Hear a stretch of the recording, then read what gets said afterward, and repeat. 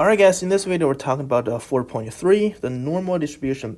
Normal distribution is the most important continuous distribution we're going to learn in this class. And of course we're going to introduce two more continuous distributions, but the normal distribution is the most important one. So first of all, let's take a look at what do we have here.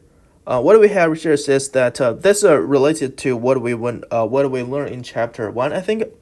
As relative frequency histograms that are symmetric and bell-shaped are said to have the shape of a normal curve. So it's a bell-shaped or symmetric, we say that it has the shape of the normal curve. And then once we know, we say something like this in chapter 1, right? And once we know that, let's take a look at this. A continuous random variable is normally distributed or has a normal probability distribution if its relative frequency histogram of the random variable has the shape of a normal curve, okay, or bell-shaped and symmetric. So first of all, the normal distribution is continuous random variable. If the relative frequency histogram of the random variable has a shape has the shape of the normal curve, so we say that this random variable is normally distributed. Now, once we know this idea, let's take a look at the definition of the normal distribution. A continuous random variable x is said to have a normal distribution with parameters mu and sigma, where mu is between negative infinity to positive infinity, and sigma is greater than 0. If the PDF of x is f of x semicolon mu and sigma. Of course, x over here is the variable, and both mu and sigma are parameters, since the different values of the parameters will give us different normal distributions. So this PDF is equal to 1 over square root of 2 pi times sigma times e to the negative x minus mu squared over 2 sigma squared, and for x is between negative infinity to positive infinity. This is looks long and it's hard to memorize, but the truth is that you don't have to memorize this the general form of normal distribution. Okay.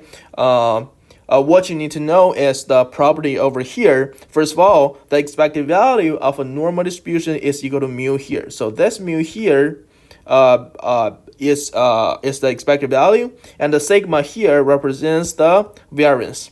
And of course, the integral of f of x from negative infinity to positive infinity is equal to 1. Okay, that's the property, of course. And then once we know that, let's take a look at those three graphs over here. All the three graphs here are the graphs of the normal distribution. And let's take a look at the first one. Now we can tell for the normal distribution that since it's a bell-shaped and it's a symmetry, so we can tell the mu is going to be equal to the median. And we have two inflection points here at mu minus standard deviation and mu plus standard deviation.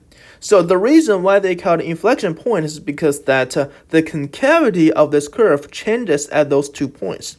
Okay, now we can tell at this point the graph is going to be concave down from a concave up, and at this point the graph is going to be concave up from concave down. That's why they call it inflection points. Okay.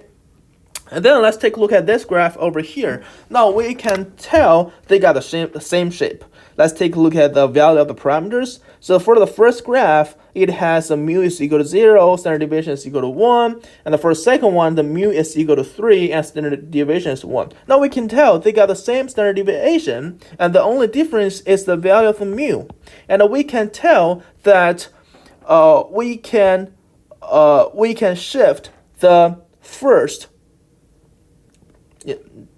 We can shift the first, this one over here, the first graph to the right horizontally for 3 units to get the second graph here. Okay, so which means that mu will determine the location of the graph. So we call mu the location parameter. So mu is called location parameter. Why? Because the value of mu will determine the location of the graph. Okay. Now let's take a look at the third graph over here. Now we can tell they got exactly the same symmetry, which means they have the same value of mu, both of them equal to 0. But we can tell that the sigma over here, I mean the standard deviation is equal to 1 and the standard deviation is equal to 2 over here. So we can say that if the value of the standard deviation is smaller, the graph is going to be thinner and taller. And if the value of the standard deviation is larger, then the graph would be shorter and wider. So the sigma is referred as a scale parameter. Referred as a scale parameter. Okay, so mu is the location parameter and the sigma is the scale parameter. And the symmetry of a normal curve or the symmetry of the normal distribution is always the mu or the expected value. All right, once this is clear, let's take a look at those properties of a normal density curve. Number one is a symmetry about mean mu.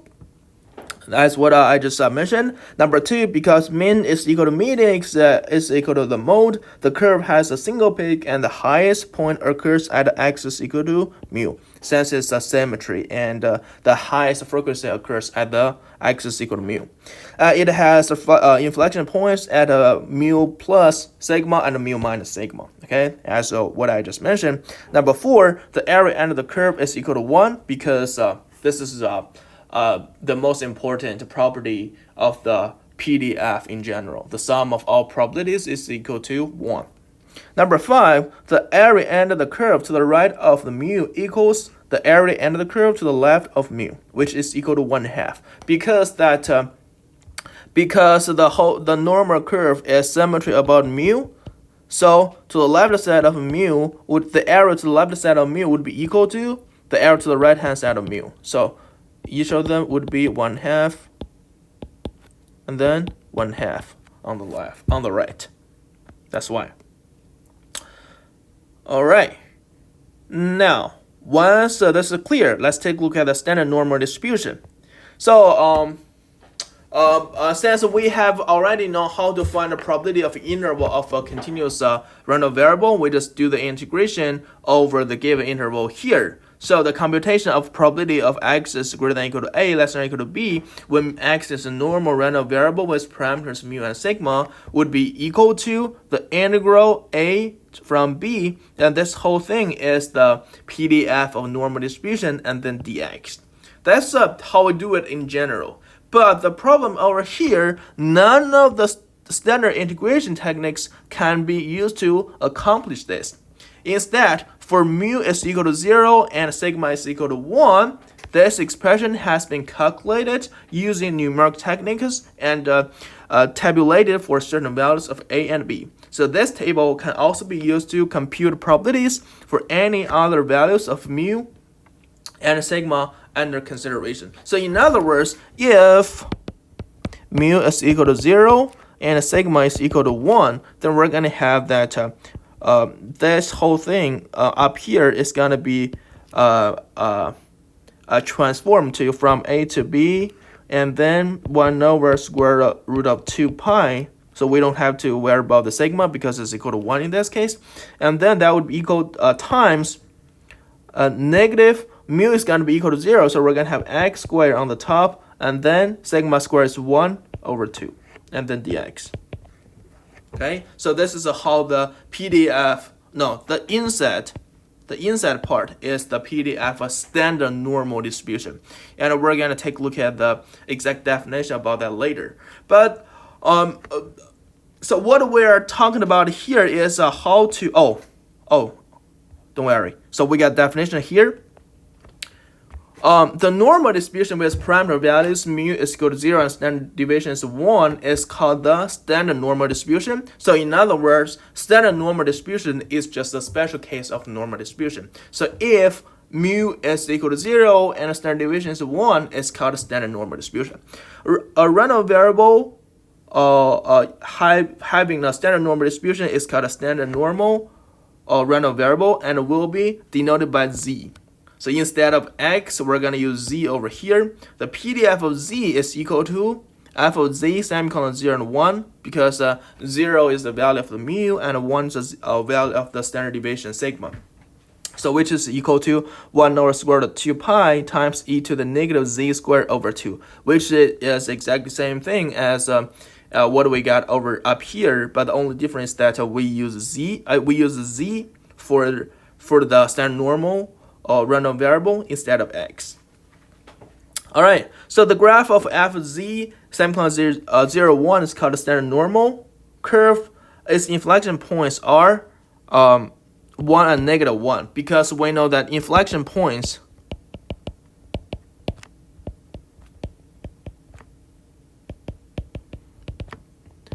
are mu minus sigma and mu plus sigma, right? So we know mu is equal to 0 for the standard normal distribution, sigma is equal to 1, so 0 minus 1 is 1, and this is equal to 0 plus 1, which is 1.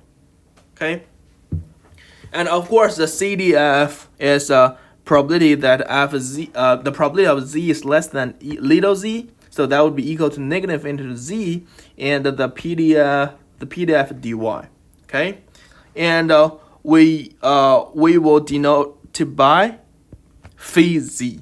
So the standard normal distribution will be denoted by the CDF of a standard normal or random variable denoted by phi z. Phi z is equal to the probability of z is less than little z here. All right. So once this is clear, let's take a look at why. Let's take a look at why we need to work on the standard normal distribution. Because as what I just mentioned up here, we are not able to integrate this thing over here. We cannot do that. Okay? Once we have a standard normal distribution, we can find a probability of interval from the table called z table. Okay? You will also see this table on the canvas, of course, and you are allowed to use this table on the test or homework problems as well. Now let's take a look at how to use this z table. Okay, let's take a look at this example here. Find the area under the standard normal curve to the left of z is equal to negative 0.38. So let's take a look at the z table first. The first column represents the integer part and the first decimal of the z value. And the first row represents the second decimal of the z value. And then we are looking for the area under the standard normal curve to the left of the z is equal to negative 0.38. Now we're going to negative 0.38 first, okay? Negative 0.38. This is 8. So this number here represents the area to the left of z is equal to negative 0.38, which is equal to 0.35 and 20. 0.30 by 20. So always keep this idea in your mind. The area or the probability you find from the z table is always the area to the left. Always the area to the left of this z value. Always, okay? You are not able to find the area to the right of z value from the z table directly. Once again, the area you find from the z table is always the area to the left of a z value. Always, okay? Always. Now, what if I want to find a area to the right of a z value? Let's take a look at this. Find the area and the standard normal curve to the right of z is equal to 1.25. First of all, we go to locate z is equal to 1.25. No, we have a 1.2 here, and then go to 0.5. So this is the area to the left of z is equal to 1.25. But we're looking for the area to the right. So the area to the right of 1.25 is going to be equal to 1 minus area to the left of 1.25. Okay? So which is equal to 1 minus this number here, 0.8944, which is equal to 0.1056. So once again, if you want find the area to the right of a z value, first of all, you need to find the area to the left of z value and then subtract that from 1. Okay? I wish that makes sense. And this, the z table, only works for a standard normal distribution. Okay, only works for standard normal distribution. Okay, if you have a regular normal distribution and we want to transform it to a standard normal distribution first, and then we go to the z table to find the probabilities. Okay. All right, we're gonna talk more about that later. And then let's take a look at this example here. Find the area and the standard normal curve between z is equal to negative 1.02 and z is equal to 2.94. So let's take a look at how to find that. If we go to, if I draw a normal curve over here, this standard normal, since this is a standard normal curve, of course, the symmetry is going to be 0. This is 0. And then negative 1.02 is somewhere over here, and then 2.94 is somewhere over here. And we want to find the area of the middle, right? But we cannot find this area of the middle directly from z table, but we are able to find is the area to the left of negative 1.02 and the area to the left of, let me change another color, and the area, oh, I didn't mean that. So what we are able to find is the area to the left of negative 1.02 and the area to the left of z is equal to 2.94 and all the way that.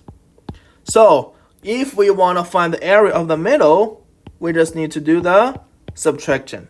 So the area between negative 1.02 and 2.94, that would be equal to the area to the left of z is equal to 2.94 minus area to the left of z is equal to negative 1.02. Of course, if we are going to the z table, do we have that? Negative 1. Okay. Since the z table was not given here, let me see, negative 1.02 and 2.94. I think I have one over here. Let me see if I have the z table here. It's here. So first of all, we want to do the negative 1.02, right? So negative 1.02 is negative 1.0. This is the first two digits. Negative 1.0. And then 0.2 is over here. So this number here represents the area to the left of z is equal to negative 1.02. And then we want, which is the point 1539. And then we want to find the area to the left of 2.94. So there's another table for 2.94. First of all, we found 2.9 and a 4 is over here. So this number here represents the area to the left of z is equal to 2.94. And then this number minus the number we got up here would give us the area between negative 1.02 and a 2.94. Okay? That's pretty much how to find out the area of the middle of those two numbers, of those two z values. And of course, you will see this z table here on the canvas as well. Now let's go back to the notes.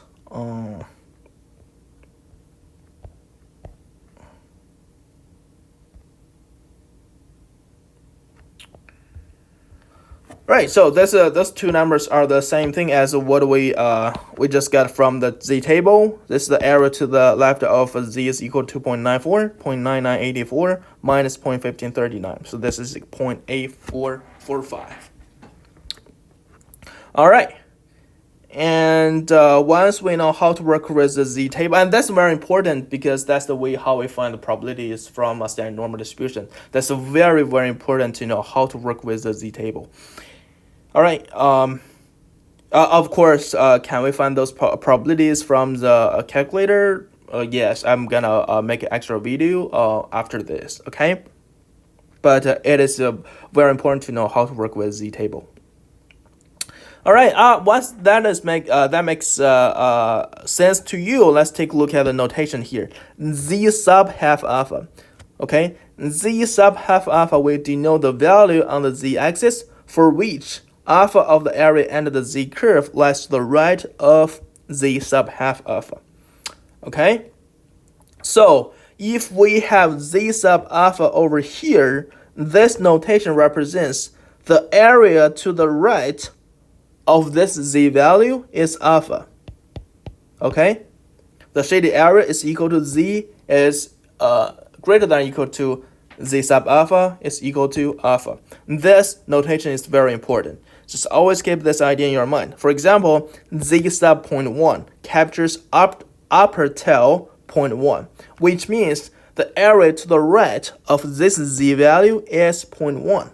Okay, and the z sub 0.01 captures upper tail area 0.01. This notation is very important. We're gonna see something like that in the future quite well. All right, once this notation makes sense to you, let's take a look at how to transform a regular standard deviation into a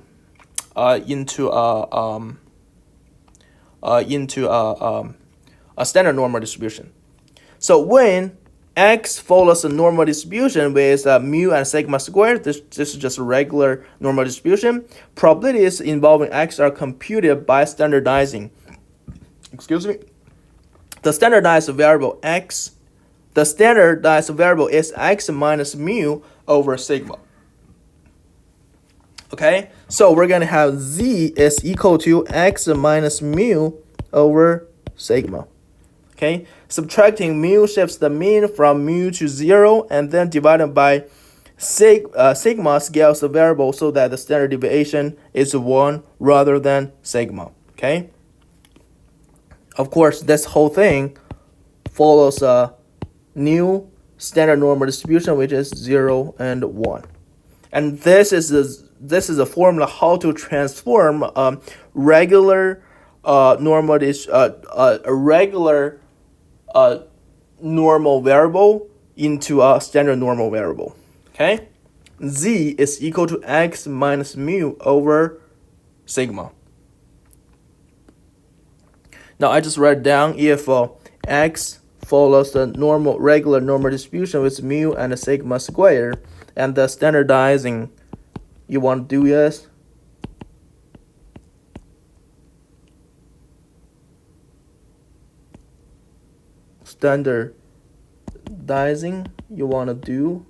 is z is equal to x minus mu over sigma.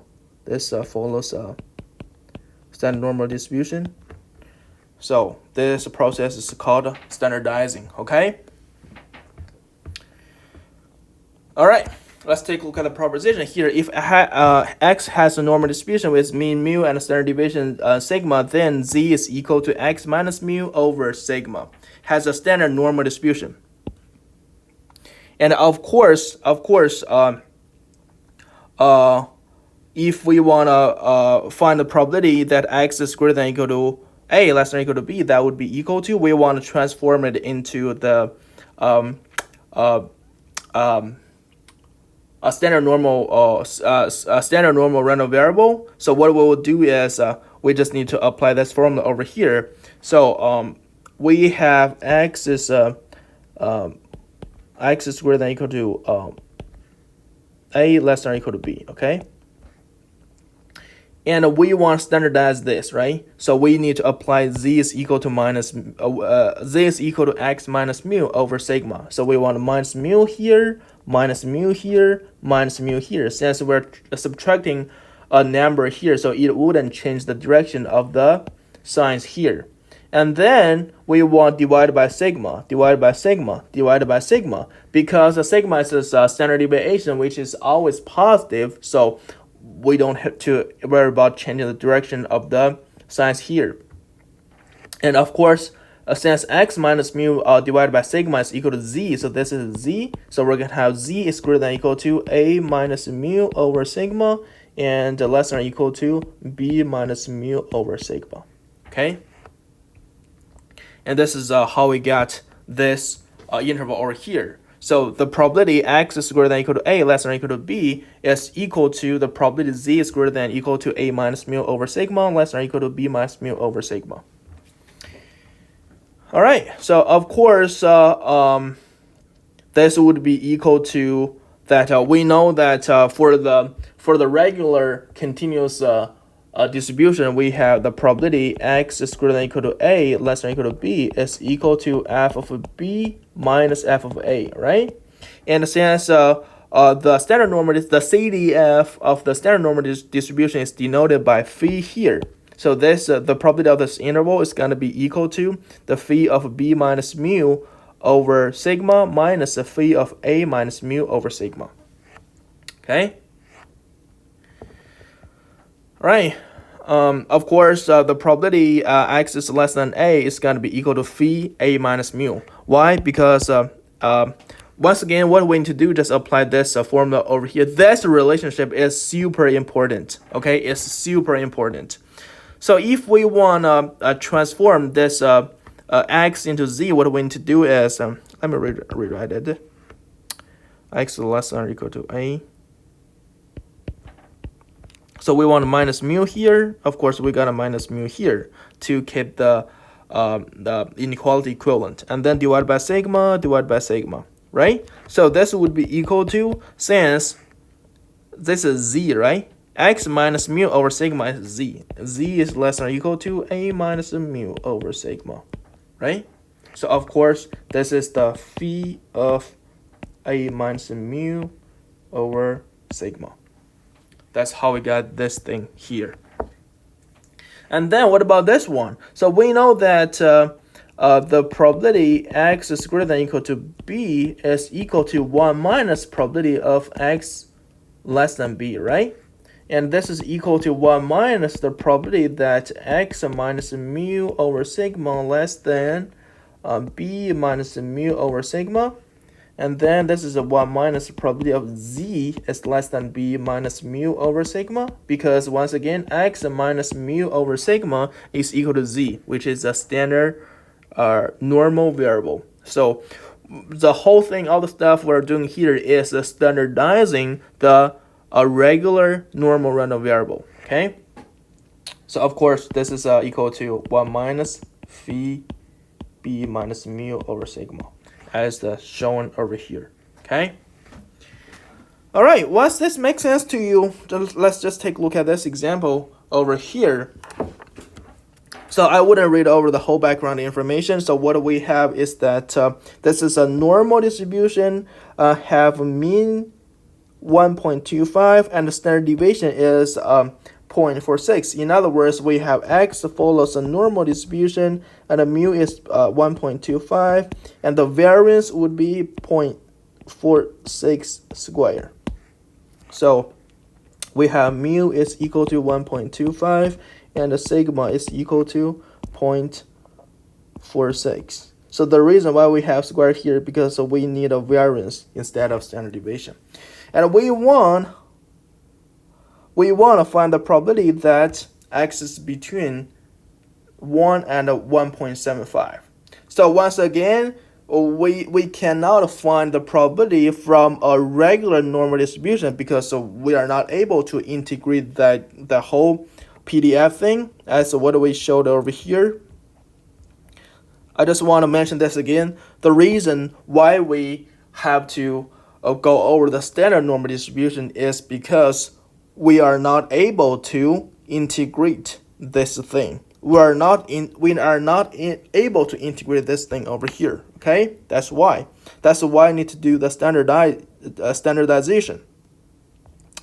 Okay, so if we want to do the standardization, so we know that the formula z is equal to x minus mu is divided by sigma, and we have two x values. We have x1 is equal to 1, x2 is equal to 1.75, and then we just need to find that the corresponding z value z1 is going to be equal to x1 minus mu over sigma, which is 1 minus mu 1.25 over 0.46, and this is equal to approximately negative 0.54. Okay, and z2 would be equal to x2 minus mu over sigma. X2 is 1.75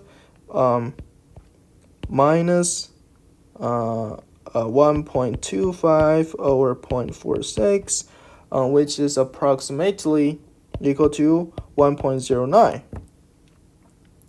Okay, and then of course the probability that x is greater than or equal to 1 less than or equal to 1.75 would be equal to the probability that z is greater than or equal to negative 0.54 less than or equal to 1.09. Right?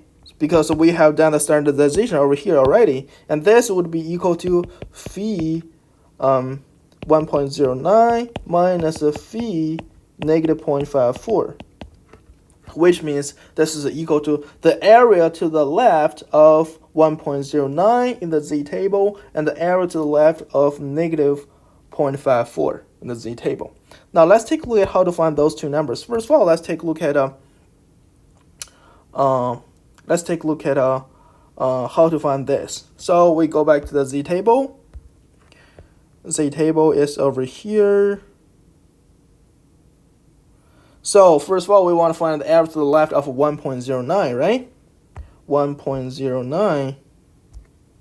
So let's I don't want that. 1.09. We go to 1.0, and then 0.09 is over here, right? So the area to the left of 1.09 is 0.8621.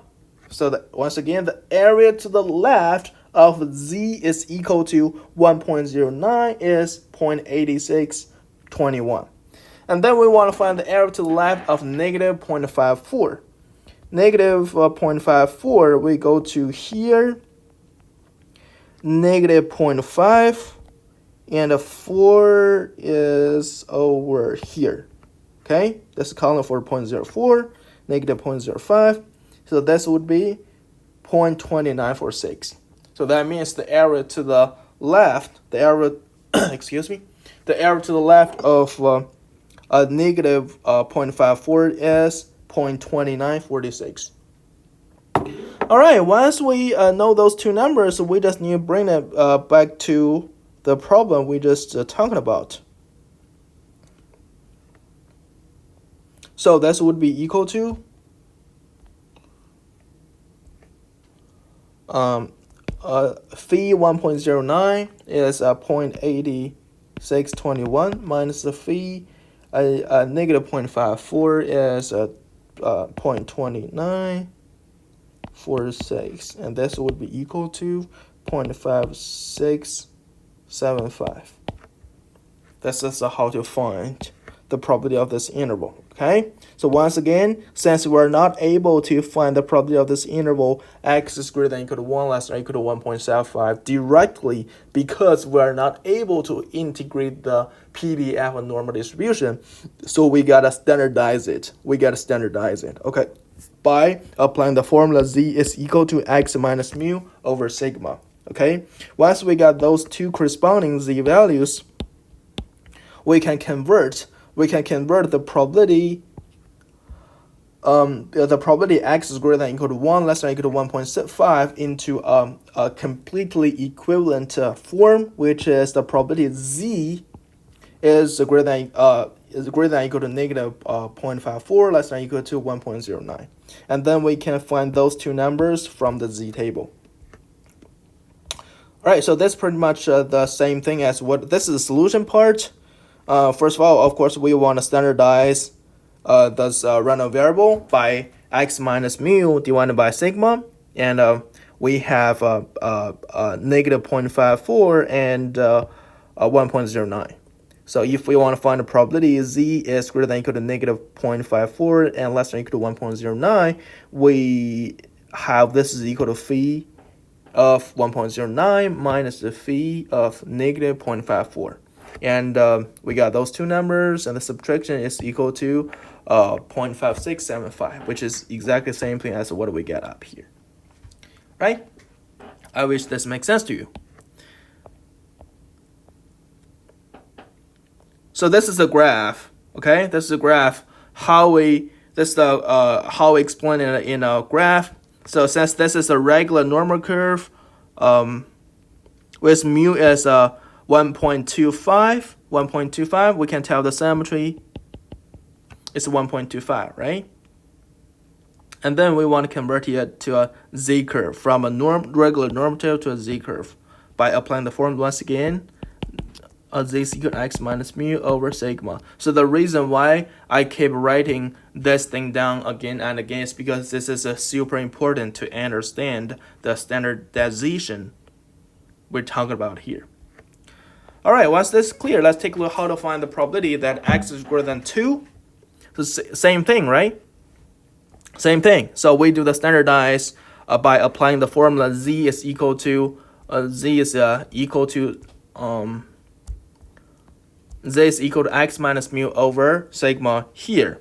So what we're doing here, x is greater than 2, we subtract 1.25, which is mu, and then divided by the sigma 0.46 to accomplish the standardization. And this would be equal to z is greater than 1.63. So since as what I mentioned before, we are not finding this probability directly from z table, right? So what we can find is the probability that z is less than or equal to 1.63, which is a phi of 1.63, right? So this would be 1 minus phi of 1.63, and if we go back to the z table, we can tell that now this one, z table here, and we're looking for phi of 1.63, 1.63,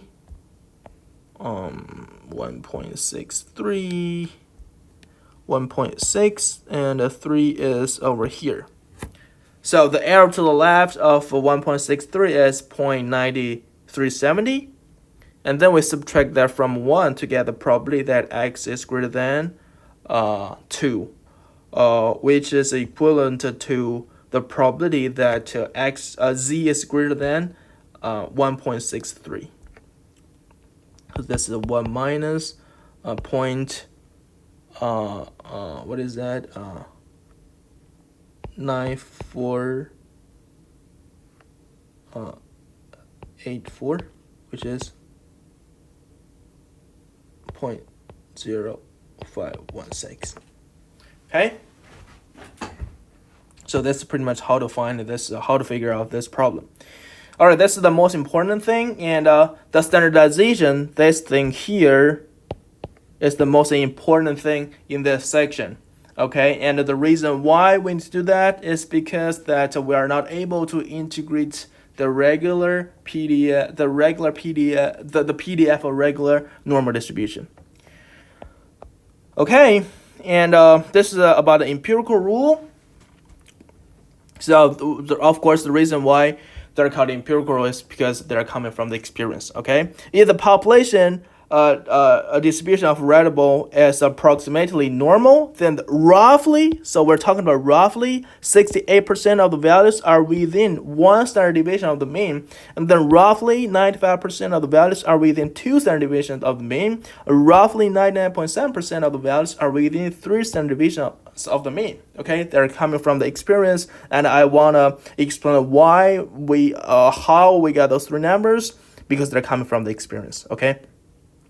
All right, so let's take a look at the graph here. So we know that normal distribution is a symmetry around the mu, and based on the empirical rule, we can tell the error between mu minus, sigma, and mu plus is gonna 68%. That's why we call it within one standard deviation of the mean. So within one standard deviation of the mean means that from mu minus sigma to mu plus sigma. Okay. And then we know that 95% within two standard deviations of mean, which means from mu minus two standard deviation to mu plus two standard deviation is going to be 95%. And same thing, 99.7 within three standard deviations of mean would be from mu minus three standard deviation and mu plus three standard deviation. And of course, we can figure out the probability of the area of each little part by the symmetry of the graph. Okay, since this is symmetry around mean, and the whole thing is 68%, so each of would be 34. And we know that from here to here is 95, right? And of 95% minus the middle 68% would be 27%. So this 27% would be for both this part and both this part and this part here. So each of them would be 27% divided by 2, which is 13.5%. Okay, so the reason why I introduced the empirical rules over here is because sometimes if you know those rules, it's gonna save you a lot of time from the calculations. You just need to find the probabilities by the symmetry of the graph given here. Okay. Okay, so same thing for the standard normal distribution. So since the reason why I say standard normal distribution is because the symmetry is 0, and we can tell that the standard deviation is 1, because 0 plus 1 is equal to this one over here. And of course, the middle part would be around 68%.